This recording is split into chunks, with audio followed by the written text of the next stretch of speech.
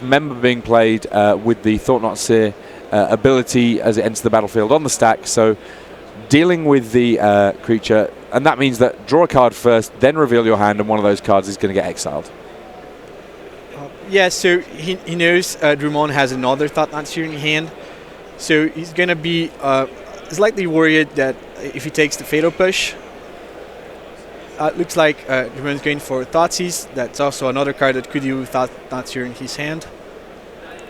We saw Silvio taking a basic island last turn instead of taking another fetch land because he didn't have Death Shadow in hand.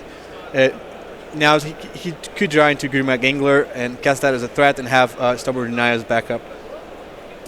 So a Thought Scour there from Cesar Santos. Braulio Drummond, he's in a kind of an entertaining position of not really having attacked his opponent's life total, but half of it's already gone as he finally gets this second Thought Not Seer down. This time, no responses, and a Snapcaster Mage looks like an enticing target here when there's so many cards in the graveyard that could be relevant, including, of course, that Dismember. Yeah, he's again following the plan of protecting his Thought Not Seer. That Snapcaster Mage could flash back a Dismember, potentially. Now, Santos, maybe he wants to draw a fetch land so he can activate his Fatal Push, but that's something that's not going to push his game plan forward. Yeah, can't quite make out what the pickup was there, but it was just a pass back from Silvio here. He's not really drawn into the kind of the potent threats that characterize Grixis Death Shadow just yet. Simply taking 4 on this hit by the looks of things. Yeah, so Drummond, he didn't have a fast start. We saw how he couldn't play his spells early in the game. But it didn't matter because Santos couldn't find a threat to go with his early disruption. And given enough time, now Drummond is getting his Thought Not Seers to be active and work as a carry advantage engine. And Santos drew what seems to be Timur Battle Rage. Pretty much the worst draw in his deck, I'd imagine. Pretty much. Even a land here would be better because he could activate Fatal Push if it was a fetch land. Yeah, this has been a little bit of an unusual game. Normally we would expect our Grixis Death Shadow lists to be able to get some sort of a threat on the battlefield by now. And Braulio effectively did nothing for his first 3-4 turns.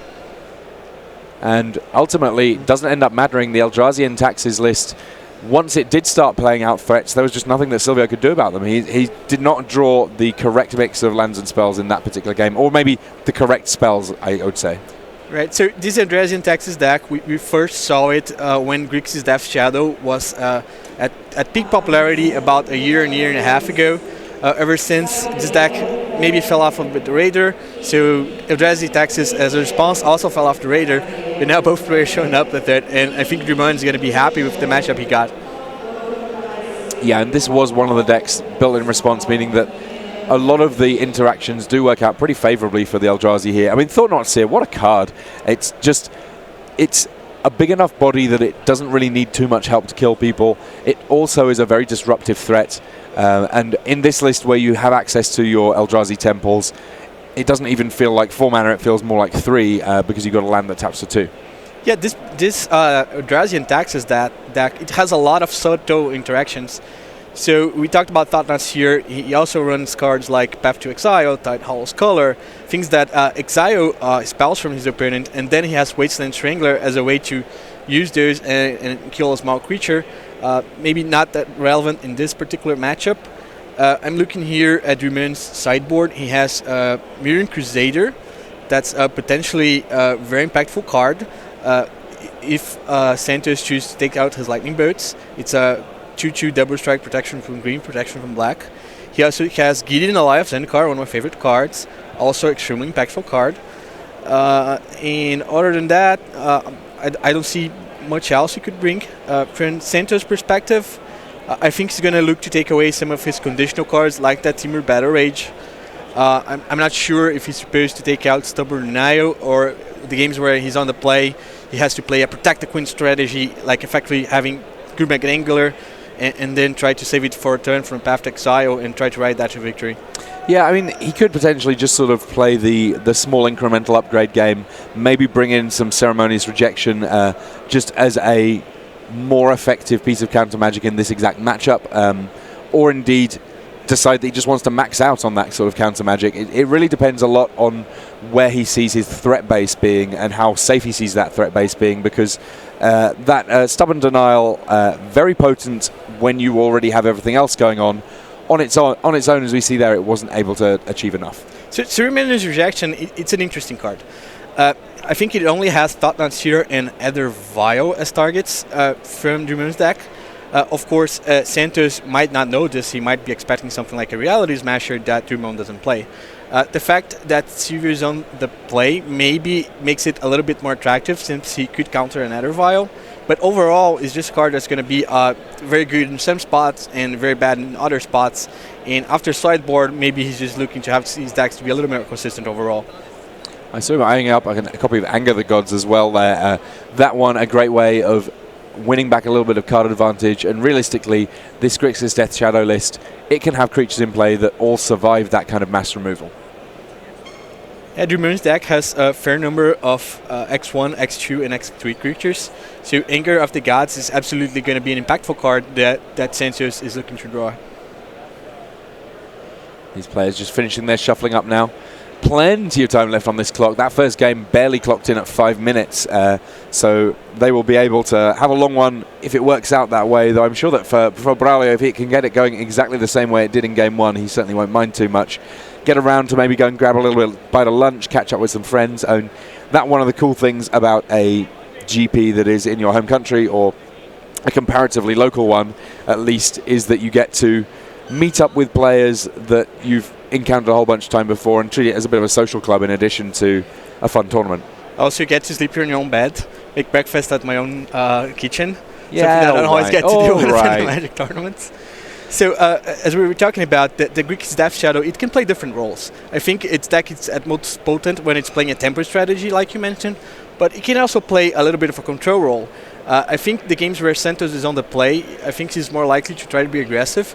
And in my experience in this matchup in the past, since Eldrazi Taxes is such a potent deck when it's trying to disrupt the opponent, if Santos just sit back and try to control the board too much, he's not going to be effective at it. All right, well, we will get a chance to find out soon enough, because they are kicking off game two now. Silvio Cesar Sanchez carefully deciding which land he wants to play, ultimately electing for a Bloodstained Mire, which will presumably fetch an untapped tap duel. 3 points of damage on the first turn, dealt squarely at his own noggin here. Yeah, ideal turn one play for Santos here would be a discard spell. Yeah, and that's one of the things that has made all of the various variants on Death Shadow quite as resilient as they've ended up being, is that even if you've got a deck that does have a bunch of cards that are great in this matchup, some proportion of the time they're just going to get removed on this first turn out of your hand. Right, so since Eldrazi Taxes, it is redundant on the card display, like it's all direct disruptive creatures. Discard spells aren't as good as they usually are, but Santos still need to play them, hopefully try to disrupt Drumon's curve. So here we see 2 Thought-Knot Seer, 1 Flicker Wisp, and an Eldrazi Displacer there. Any initial standouts for you here, Lucas, in terms of what should be the first card taken? Obviously, it's going to be one of those 3 drops. Yeah, I think Eldrazi Displacer is a more dangerous card. If it has time to get going, it can do some very, very nasty things in the mid-game. There is the card that gets taken. Just a Concealed Courtyard for the first turn here for Braulio Drummond. He's going to have to look on as he sees what Silvio has going on here. It may well be that Silvio doesn't need to go super aggressive about getting things on the board here. Turn 2, not really a place where he's going to get loads going, but just sort of begin to churn his wheels, get his life total down a little bit, prepare his mana so that on subsequent turns he's able to get things going. Yeah, so Santos now knows about both Thought-Knot Seers from Drumon's hand. It's really a race to see if he can play his whole hand before those come online. Looks unlikely. We saw Snapcaster Mage, we saw Serum Visions there, so those cards that make you keep playing cards instead of just emptying out your hand. So he's going to take a hit from those Thought-Knot Seers no matter what. I think he's looking specifically for Thoughtseize in this spot, and a couple of them. For instance, he can find a Thoughtseize now, he can flash back the next turn with Snapcaster Mage, and he would find the answer that he needs. Alrighty, let's see what the follow-up play is. Now he's got his lands online. Serum Vision's potentially kind of a good one. That one of those cards that There are some card drawing spells. I mean, if you're practicing Legacy, for example, for this Pro Tour, Brainstorm, timing it is a very tricky and much documented conundrum. Serum Visions, it's pretty much, if you've got mana available, it's probably worth considering just firing off as soon as possible. So we saw Silvio, he left those 2 lands that he didn't want on top because he knew he was going to cast Thought Scour. So many thoughts. Just good has up play. Now I think he found a Grimrock Angler. It's something that he can cast. There's also a Liliana of the Veil here, which might be interesting. Get it in there, get an early discard in, and then have it be big enough, have it with enough loyalty that it can start mowing down creatures. If you're only playing 1 creature a turn against Liliana and she's already ticked up on loyalty, she represents a couple of removal spells. Yeah, and Drumion has a Flicker Wisp, something that's going to die for it if he chooses to play next turn. I think it's Liliana the last hope he has in hand, and not Liliana of the Veil, from what I can see. Oh, sorry, my apologies. Yeah, these Lilianas... they're all good, right? So yeah, they all dress pretty similarly. 3 mana Planeswalkers, eh? Always pretty good. Very good in Modern, very good in Legacy too. Gurmag Angler coming down now. The big zombie fish dangling its tongue in the way and just sort of saying, oh, come over here, you know. What's the worst that can happen? So zombie fish, I kind of would have think that even when it wasn't a zombie, it was still pretty scary. It's a big old mouth. So here comes Flicker Wisp.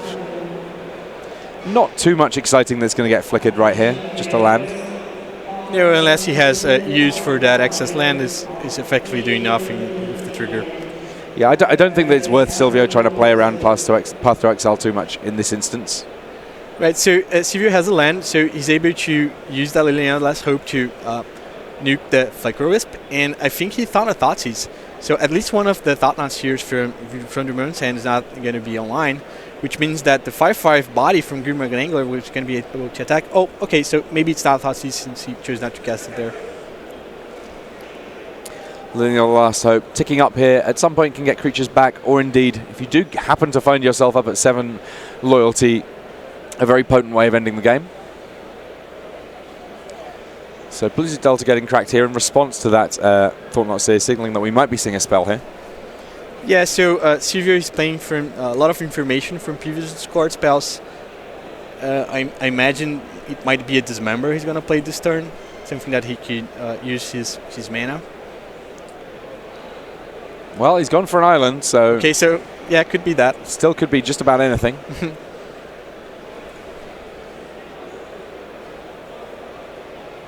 No big fatal pushes here.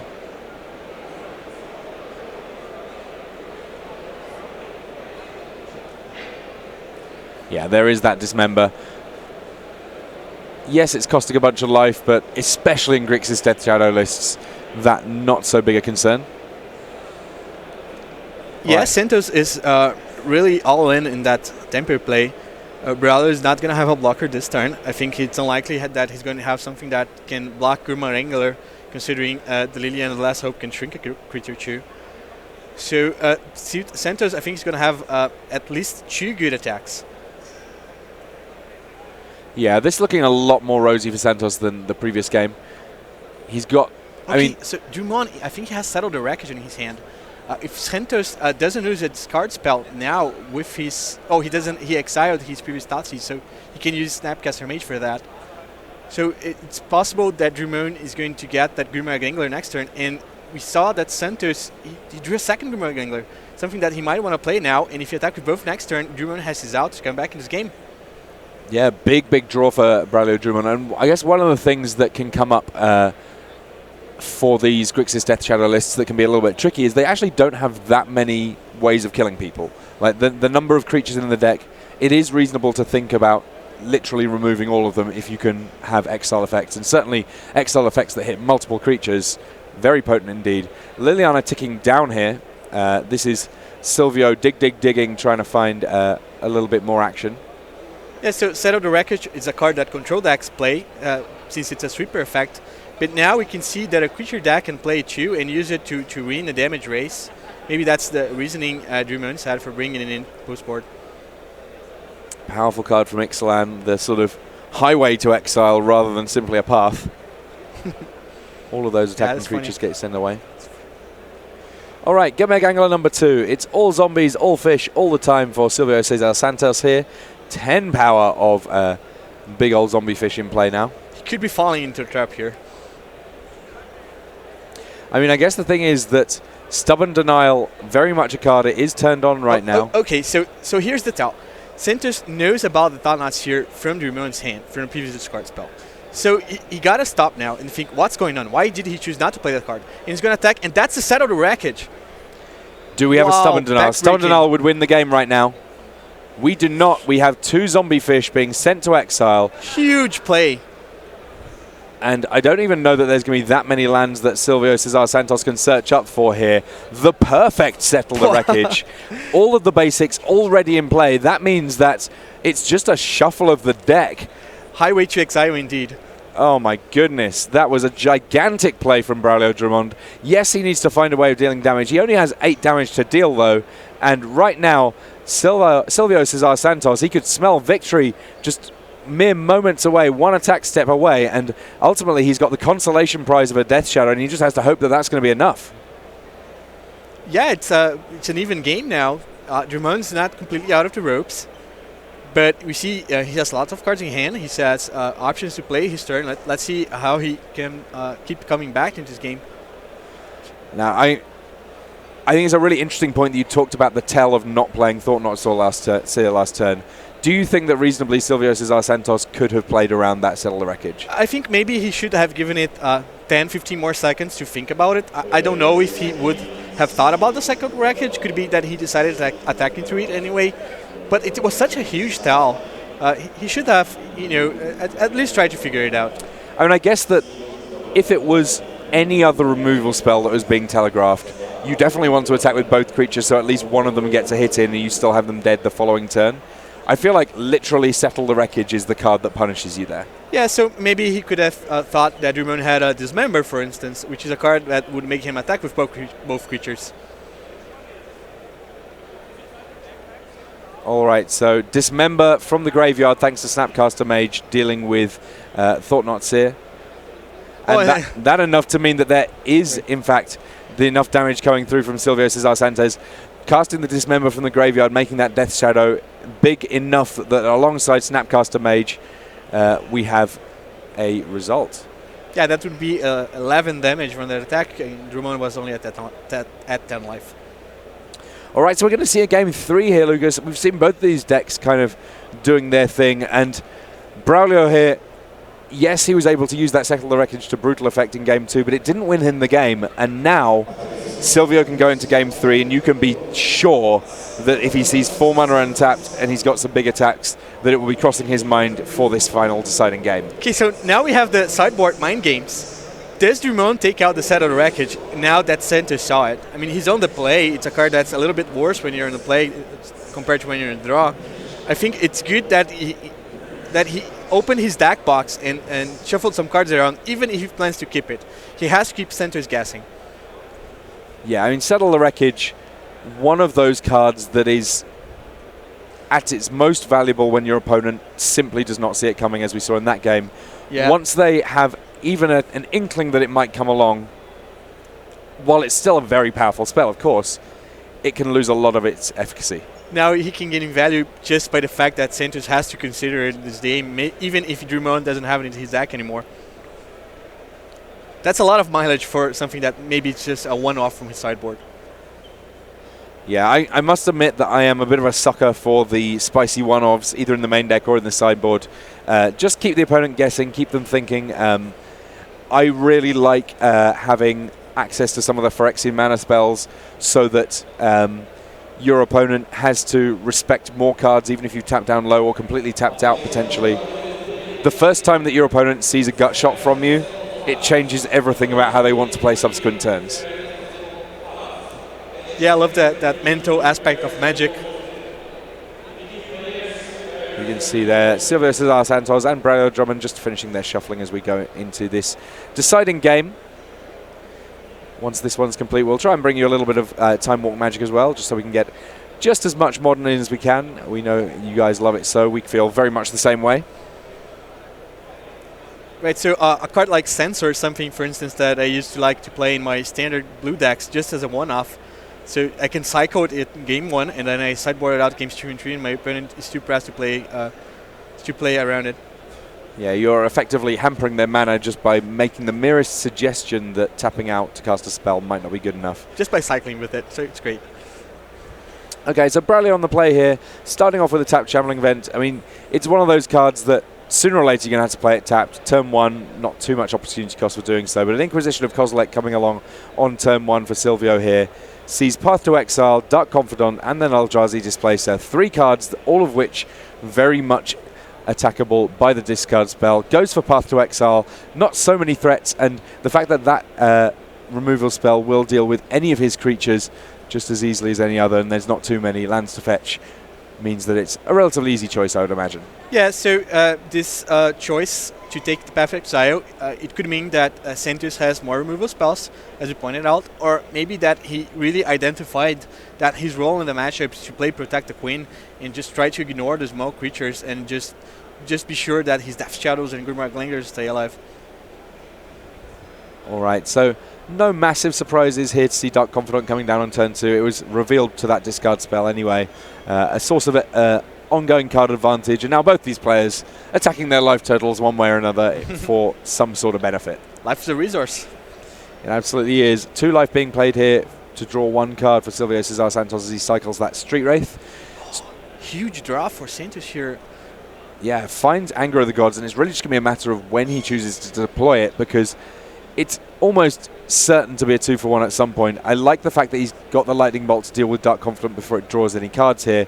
That was always going to be the slight worry if the only creature removal spell was Anger of the Gods was, well, you know, how long are you going to let Bob draw cards for your opponent?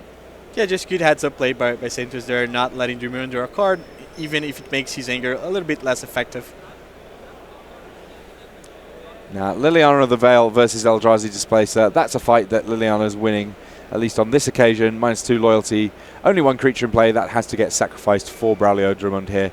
But turn 4, we know what that means. There's Thought-Knot Seer, and this was a well-timed Thought-Knot Seer, because when you're sitting on a big removal spell and your opponent then sees it coming, well, it's not quite so big a removal spell anymore. It may be that he even decides that he can afford to leave it in hand and take something else, though looking at what's going on there, the Anger of the Gods is pretty scary. There's Serum Visions, another Liliana in hand, can't quite make out that 4th card. Right, so last turn Santos chose to use his Liliana instead of casting Anger of the Gods. His thought there is maybe that he's trying to get a 2-for-1 with it later in the game. But if he had Liliana, that would be a card that Thought-Knot Seer would be forced to exile now. Now Drummond has the choice to exile something else, and that Anger of the God is not going to be as effective because Drummond knows about it, and because it's not going to kill the Thought-Knot Seer, of course. So Gurmag Angler, the card that gets taken there, that's the threat, that's the thing that's actually going to start killing Braulio. And Anger of the Gods doesn't deal with Thought-Knot Seer very well. Serum Visions, well, you know, it replaces itself pretty quickly. The second Liliana, kind of interesting, but I would imagine that Silvio kind of wants to keep his initial Liliana in play for a little bit first. Yeah, so he identified Grimrock Linger was the much scarier threat than the second Liliana, even though that Liliana could mean that he thought Thought-Knot Seer is going to get the pin. Maybe something he just doesn't mind as much because he's going to draw a card out of it, while the size mismatch of having a 5-5 versus a 4-4 is just that much more problematic for him. So Silvio picked up Teemo Battle Rage there. Now that's one of those cards that we didn't see do a whole lot of work for him in game 1. A card that I might have thought potentially could have been sideboarded out, but I guess that it does give you the opportunity to just steal games like no other card in the format. Yeah, it's something I wasn't sure if it's supposed or not to have this conditional cards in his deck. Now we see it's how it didn't matter at all because of Liliana. Yeah, Liliana chose to discard that one. Replacement Liliana. This one goes down to 1 loyalty to deal with Thought-Knot Seer. Draws a card for Silvio Cesar Santos. And we're back across to Braulio on the other side of things to see if he can deal the second 10 points of damage as easily as the first 10 disappeared, albeit given that most of those 10 came from the other side of things. Channeling Vent able to kill off Liliana. So 2 Planeswalkers dealt with, relatively straightforwardly here. But that did use up more or less the entire turn for Braulio. The only other thing that he has going on is a Ghost Quarter now. Yeah, just a good heads-up play by Drummond, attacking his Liliana while Sentos was tapped out and couldn't kill his Shambling Vents. He chose to do that, overcasting the creatures he has in his hand. He figured he's going to have time to do that later in the game. All right, so now it's time to start playing creatures. Leonin Arbiter, one of the more frustrating creatures to play against. Before you search your deck, you have to pay 2 mana. Otherwise, you just can't search your deck. And the timing on this, it can really get people. Yeah, you have to pay the 2 mana for that effect before you sacrifice. Like, you can't sacrifice and why it's and try to pay before you search. At least in Magic Online, everybody's gonna get got by Alien and Arbiter by it at least once. Yeah, it doesn't produce that window of would you like to pay 2. No, it's not. While you're trying to resolve the search, you have to pay before. And that's the reason. The reason for that is that you're paying 2 so that in general, over the rest of your turn, you can search your deck. It's not each time you search. Right. If you unless you pay 2, you can't do it. Yeah. A strange little bit of wording, but pairing up very, very nicely with the Ghost Quarters that are in play for Drummond here. It means that if Silvio ever taps down low, then those Ghost Quarters suddenly just turn into Strip Mine. Now, we actually know, based on how things went in an earlier game, that there's just the 2 basics in Silvio's deck. So the second Ghost Quarter will just be a Strip Mine regardless. So he's choosing to use his Ghost Quarter now, while his Liliana Arbiter is still alive. That Anger of the Gods is still on the stack. Now this gives a decision for Silvio. If he lets the land go to the graveyard, then it's too late for him to have paid the mana to search. Simply elects to do so. So he probably has more plans for his lands? Or he's going to force Drummond to use his Ghost Quarter, a second Ghost Quarter, and now he might choose to pay for it. I mean, I guess that we know that the lands that were fetched up, the basics that were available in Game 2, thanks to that Cellular Wreckage, neither of them were red sources, so using these Ghost Quarters to take down the red was always going to be a good plan. Yeah, so something that maybe Drummond could have done is use his Ghost Quarters before casting his Leonin Arbiter. Now, he wouldn't get the value out of making Sentos pay for it, but he would keep that Anger of the Gods stranded in Sentos' hands. So, Shambling Vent getting a little poke in here.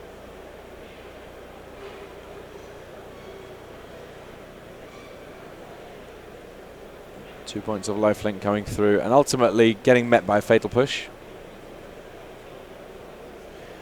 I think that may just have been Silvio double-checking the converted mana cost was 2 or less. You know what? It cost 0 to get that Shambling Vent in place. That worked out absolutely fine. Makes sense. Now, Drummond only has 3 lands in play, which means that he top deck Thought here, he won't be able to cast immediately. But a great draw and a great play here in Dark Confidant. Something that if Sentos doesn't have an immediate answer, can easily run away with the game. Now, I think that he might be taking damage off casting that, because I think that he only has Caves of Kolos as his mana sources now.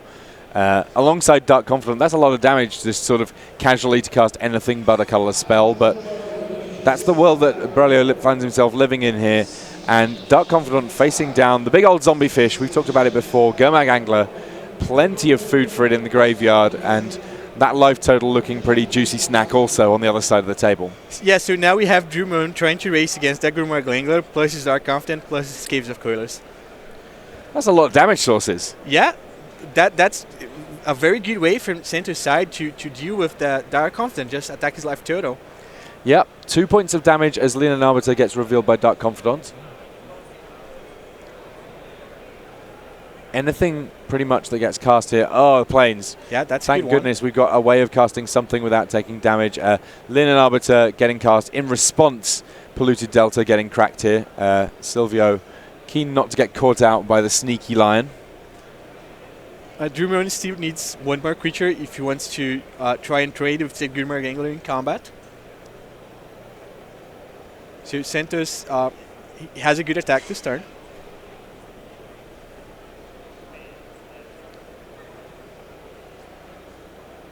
Yeah, it's funny that against these Death Shadow decks, it's not always obvious as well that when you can poke through for 2 or 3, maybe even 4 damage, that it's a good idea to do so. Yeah, sometimes you're only helping your opponent by attacking him. I know some decks they prefer to attack in a big chunk at once instead of trying to poke damage every turn. And I don't think that that's something that you can just have a strict policy on that, oh, I'm never going to attack unless it's for lethal or for like 10 or more damage. Sometimes you're going to have to roll with the punches a little bit, and that kind of improvisation is really what sets apart a champion. Yeah, that's a very, very good point. You have to keep adapting against it. These Linen Arbiters, at this point, I'm not quite sure who they're punishing more. Yeah, something that's a lot better on turn 2 of the game instead of turn 10 when you're getting beaten down by Gurmag Angler. All right, attacks for 4 here coming in. Braulio Drummond making a race of it here. It's 4-10, these life totals. Silvio Cesar Santos picking up his card for the turn. We've actually seen very little of Death Shadows in play. One did take game 2, but game 1 there was no Death Shadow, and right now, in spite of the fact it's sunny outside, not too many shadows lurking around our feature match area just yet. Okay, so Santos apparently has a Timur Battle Rage. It's not going to be enough if Drummond chooses to block, which is a play that he's not guaranteed to make. He could be thinking that if Santos has a removal spell, his attack on the way back might not be lethal if he chooses to jump block. So critical decision for Drummond here. Yeah, this is one of those ones where any kind of tell becomes very, very important. So is there something about the speed of his play, something about the way that he looks at his hand, thinks about what's going on? So a Dismember here will take Silvio to 2, and that means that there's not damage, any creatures in play. Die. All right, good heads up play by Santos here. He saw the line. Since Drummond's blocker is going to die to that Dismember, all the trample damage Gurmag Angler is going to go straight to Drummond's head, and that's exactly 10. All right, so Braulio briefly sort of has a little pause, does some maths, double thinks about what's in his hand, but says, no, I've got nothing. That's enough for Grixis Death Shadow to take this game. And it's always exciting watching these Death Shadow decks. Anytime that you've got a deck that is damaging its own life total, there's always the potential that we can have what feels like a very close game. And I think that from either side of that table, it will have been a nail-biter because the life totals did go low on both sides. Ultimately, Timo Battle Rage closing things out. Fantastic play there. Loving a bit of that. And, of course, that means that our first match in the books for this round. Does not mean to say, of course, that we don't have a little bit more magic for you from our feature match area. We will, of course, have recorded a little bit of Time Walk magic for you. We do know that you love to see as much of this modern format as possible, and you know what? We kind of agree. So we will have a little bit more Time Walk magic for you soon enough, but well, we'll have one player celebrating their victory, one player kind of reeling at the end of that game as they walk away, and we'll get a chance to see some more magic right after these messages.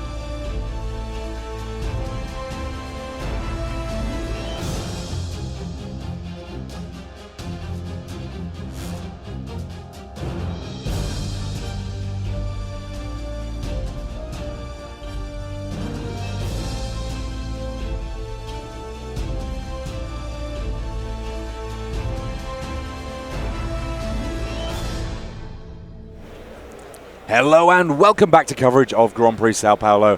I am Tim Willoughby here with Lucas Esperberto, and we are rocketing through our weekend here. We are partway through Sunday, and we're going to get a chance to see a little bit of time walk magic from our feature match area now. We've already seen Grixis Death Shadow do some good things, but you know what? That doesn't mean to say that we haven't got more magic coming to you from our feature match area. Couple of nice decks in the feature match area. We spoke at the top of the weekend about how South America for a long while has been heavily inspired by the black-green rock decks, you know, be that Jun, be that Junk, thanks to the influence of Willie Adel. This round we might get a chance to see just a little bit of that as we head down to our feature match area for some Time Walk magic. So here we have Leonardo Gucci on the left of our screen. Starts things off with the Mishra's Bauble, which suggests to me some variation on Death Shadow, but I think that in this instance, rather than it being Grixis, we're actually going to see more of a classic Jund version of Death Shadow. And in fact, some of the Death Shadow lists can actually end up sort of dropping into almost 4 colors rather than 3. Yeah, it's a deck we saw Jean-Manuel Deploy playing at Pro Tour Rivals of Vixen. The Mishra's Bubble here, its role is to act as an additional card type for Traverse the Ulvenwald and Tarmogoyf from Leonardo Gucci's side. Now he's starting here with acquisition of Kozilek, and he's going to see his opponent is on probably Jeskai control. Yeah, you see Teferi there, which is kind of the late game card. Can't take that one with an Inquisition of Kozilek. Sees one counterspell in Logic Knot, and then Lightning Bolt, Lightning Helix, and of course Teferi alongside lands. So Jarl here, very much the control player, and really interested to see how this one plays out, because we've actually, at least me personally, I've not seen very many Teferis in play here in South America. Yeah, it's some players choosing those control strategies after the success in Barcelona, but something that traditionally we don't see a lot in this region. It's really mid-range down.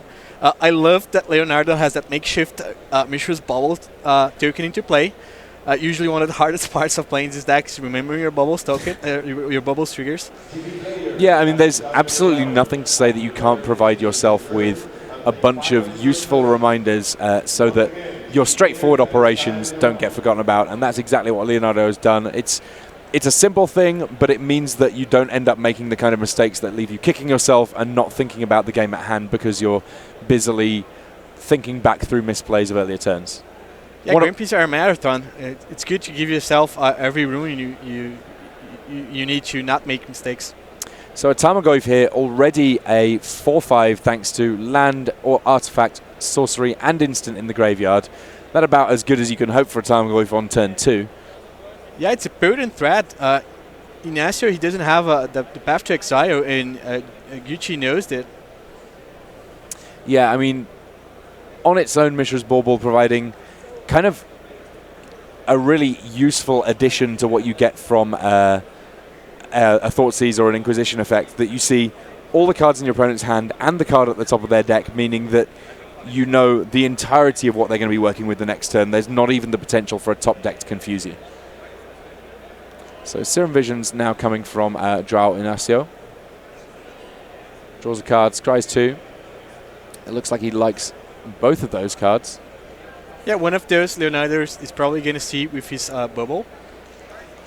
So João would be wise to leave the least dangerous one on top if he has the time to play around that option, of course. I think that at least one of those 2 cards is a Path to Exile, which will be a good way of dealing with Tarmogoyf. Seems to be that way. Gucci here, getting to be the aggressor. I'm generally a fan of that side of things when it comes to Modern. I like being able to provide a little bit of early damage here. Okay, so I think Leonardo has a Ghost Quarter on his side, and he knows that João left a Path to Exile on top because of that Mishra Bubble. The question is, does he use the Ghost Quarter right now just to make João shuffle? That would be a very aggressive line of play because it would set him back a land while not hurting João's mana development, because he knows that those Jeskai decks play enough basics. So that might be what he's struggling with right now. I mean, I think that this is one of those plays that, while it's powerful, it almost slides into what we sometimes refer to as fancy play syndrome. It's a cool thing that you can do. It does have an impact on the battlefield, but are you getting are you overvaluing that play because it's cool rather than because it's powerful? Right, both players still have a lot of cards in hand, so it's a game that could go long, so maybe that's the risk of going too all in that line. Okay, so Traverse the Elvenwald, Delirium has been achieved. We've got Sorcery. Oh, yes. No, maybe it hasn't. We've got Sorcery, Artifact, and Land in the graveyard right now, so this is only going to be fetching up basics. And that, the most basic of basics, Swamp, white-bordered, you know, it taps for black mana, but that's about it. It ain't pretty, but it does the job. And here's another Inquisition of Kozilek, just to see what we've got going on. Take either Lightning Bolt or Logic Knot. Logic Knot, relatively soon, is going to be a hard counter. Meanwhile, Lightning Bolt on its own, not dealing with any of the threats that Leonardo is presenting, at least just yet. Yeah, I think is that a Scavenging use in his hand? I don't know. If he has a use, it makes sense to take out Lightning Bolt, but Logic Knot's always going to be live for his game, so he's also a very safe choice. Yeah, the X in Logic Knot's cost, not a factor when it comes to casting an Inquisition of Kozilek, though obviously you can make a Logic Knot quite a bit larger at the point that you cast it.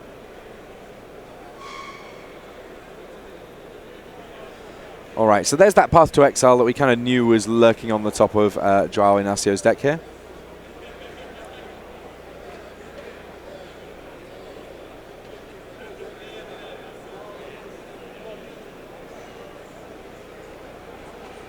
Lots of different colours of mana needed to get everything going for Leonardo, and Path to Exile will help enable them as it deals with Tarmogoyf but does afford an extra basic land for Gucci. So let's see. Yeah, Leonardo has a Plains, which is one of the colors he's missing right now. So the Path to Exile is still working in his favor. Yeah, Path to Exile, I feel like it's a really well put together card because giving your opponent a land is certainly not a trivial cost, but equally it's one of those things that is like, oh, it can kind of punish people for playing decks without very many basics because when it's allowed to be a straight-up one-mana exile target creature, it's incredibly potent. Ultimately, Gucci here going for a forest, choosing to hide the fact that he might need white mana, at least for now. So one of the reasons he might have made the choice is that he's going to discard his Lingering Surge right now, and then he wants to have 2 extra green manas when he casts his Scavenging Use, so he can grow immediately to a 4/4, and he won't die to the Lightning Bolt that he knows Joan has in hand. It's going to take some setup because it's unlikely that Joan's going to tap down that low, but I mean, if he's not planning on top deck another Lingering Surge, I guess he can live without the white mana. Yeah, you might as well give yourself a chance at making that play rather than ruling it out entirely. So as things stand right now, Liliana getting to tick up unimpeded. Manages to get rid of the Lightning Bolt in the other way. So Path to Exile and Teferi, the last remaining cards in Joao Inacio's hand. Yes, so the card that Jerome chose to discard to Liliana, it was not a trivial choice. One of the ways he can deal with that Liliana is through 2 Lightning Bolt effects, like that or Lightning Helix. The fact that he chose to discard one means he doesn't want to take the chance on trying to top deck the second one. Yeah, the conservative line of play that is the hallmark of many control players. Jeskai's graveyard right now being a little bit of a mess. We don't want to get mixed up with the lands that he has in play, and it's getting dangerously close to that sort of a situation at this point. Yeah, I think Leonardo is in the exact spot he wants to be in that matchup. He got his Lingering Surge, he got his Liliana taken up. João doesn't have a Planeswalker on the board yet. He hasn't done anything to get him a card on cards. Alright, so 5th land for Teferi. Perfect timing. Empty-handed, but he has a very powerful Planeswalker on the battlefield now. Teferi has really revolutionized what blue-white control can do in this modern format. There are thems that argue that it's more important than Jace to a lot of these control lists. Yeah, we talked a little bit about it yesterday. The fact that he can cast Teferi and tap 2 lands and present a Logic Knot is one of the deciding factors in running to play the Planeswalker, but of course the minus ability for Teferi, just being able to deal with any sorts of problematic permanents that might show up in a format as large as Modern. So as things stand, the first play of the day is using Liliana to tick up to get rid of that last card in hand, which ultimately is a Flooded Strand. That was what got drawn off the Teferi. Couldn't cast that, couldn't play that because he'd already played a land that turn. 6 loyalty, a little bit scary here, though. Yeah, he has the option of using the Teferi anytime he needs to stop the ultimate. But since he has the lingering Soul's Tokens pressuring the Teferi, that might as well mean that the Teferi is going to hit the pin. All right, so Traverse the Elvenmal, just a double check here from Zhao about the current state of delirium that Leonardo Gucci finds himself in.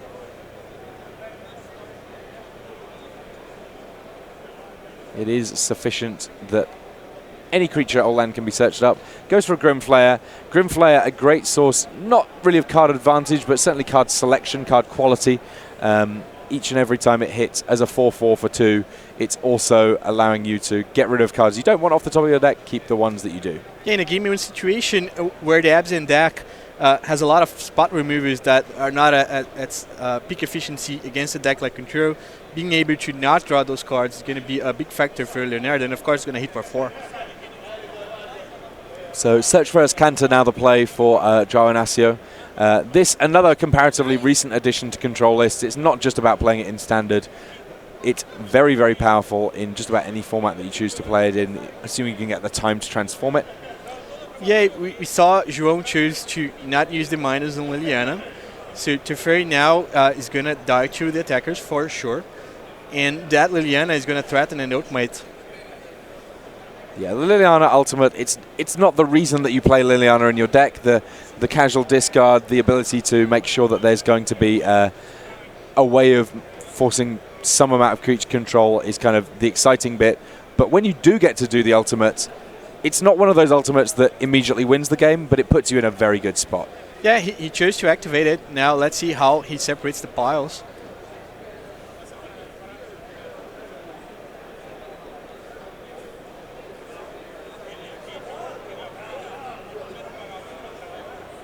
So Teferi in that position is not worth a lot to João because it's going to die to the attackers.